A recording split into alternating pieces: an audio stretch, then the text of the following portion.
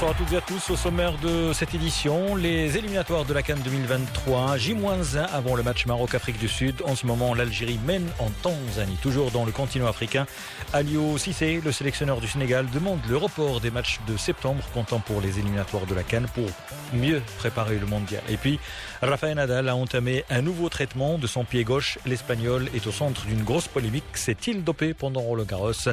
Les explications dans un instant. Le football en Afrique, les éliminatoires de la CAN 2023. Certaines équipes, certaines sélections ont déjà disputé 2 matchs, d'autres 1 match, d'autres aucune rencontre pour l'instant. C'est le cas du Maroc qui affronte demain l'Afrique du Sud. Ça sera à Rabat à partir de 20h. Avant de revenir sur ce match, ça c'est qu'en ce moment, l'Algérie mène en Tanzanie à Dar es Salaam 1-0, un but de Ben Sebaini. Il reste un quart d'heure à jouer. Et puis la Mauritanie qui joue au Gabon pour l'instant à Libreville. Le score est toujours de 0-0. Maroc, Afrique du Sud donc demain. Pour un nouveau départ, ça sera la première sortie officielle de l'équipe marocaine depuis sa qualification pour le mondial au mois de mars. Objectif, renforcer le capital confiance des joueurs parce que, le dernier match test face aux États-Unis et cette lourde défaite, il y a des questions qui se posent. L'état de forme de certains joueurs cadres, surtout que c'est la fin de la saison, les organismes sont saturés. Et puis également, cette équipe est-elle compétitive? En tout cas, une chose rare ces derniers temps, le sélectionneur de l'équipe du Maroc, Wahed Halilhodžić, n'a pas tenu la traditionnelle conférence de presse d'avant-match à la veille de la rencontre. On ignore les raisons de cette décision. Sachez qu'après le match de jeudi à Rabat, donc, demain à partir de 20h, lundi, la deuxième journée, le Maroc affrontera le Libéria et le match aura lieu à Casablanca. L'Afrique toujours, le sélectionneur du Sénégal, Aliou Cissé, a demandé un report des matchs qualificatifs prévus au mois de septembre pour permettre aux équipes africaines de mieux préparer le mondial 2022, le mondial prévu au mois de novembre. Le début, bien entendu, ça sera le 21 novembre et puis la fin au mois de décembre, ça sera vers le 18. Le sélectionneur des champions d'Afrique suggère, à la place des éliminatoires de la CAN, d'organiser des matchs amicaux pour les équipes qualifiées. Il estime que la CAF doit faire tout son possible pour faciliter la préparation de ses représentants. Le Sénégal, vainqueur de la CAN au Cameroun en février dernier, est qualifié pour le mondial au même titre que le Cameroun, le Ghana, la Tunisie et le Maroc.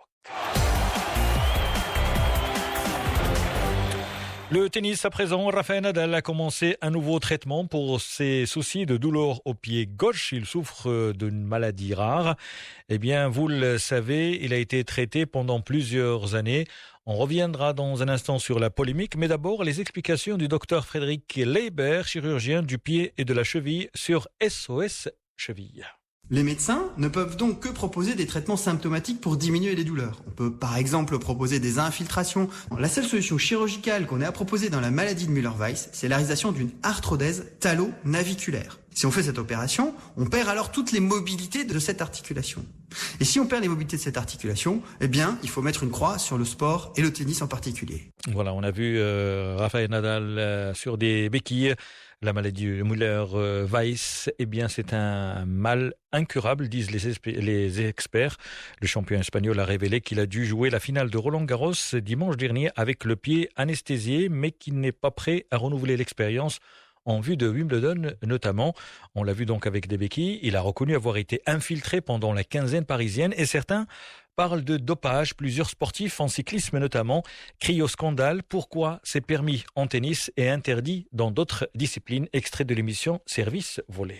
Est-ce que c'est légal? Est-ce que ce n'est pas légal? Et est-ce que c'est forcément loyal, surtout quand on s'appuie sur la définition du terme, fait d'administrer, d'inciter à l'usage, de faciliter l'utilisation en vue d'une compétition sportive de substances ou de procédés de nature à accroître artificiellement les capacités physiques d'une personne. Dans le cas précis de Rafael Nadal, on a vu qu'il était en difficulté sur les premiers tours et que là maintenant c'est un nouvel homme complètement refait. On peut et on doit se poser la question au niveau éthique, au niveau aussi de la compétition, de l'homogénéité de la compétition. Est-ce que c'est loyal d'avoir recours à des infiltrations? Et dans le milieu cycliste par exemple, ils ont carrément décidé de créer un groupe de cyclistes propres, entre guillemets, qui refusent catégoriquement d'avoir recours aux infiltrations en compétition. Voilà, plusieurs sportifs donc et plusieurs responsables qui refusent les infiltrations. De toute façon, même au-delà de la guérison, eh bien, infiltration interdit la participation à toute compétition d'après les experts pour au moins 3 semaines. Bien sûr, c'est une polémique qui va durer, qui dure depuis des années.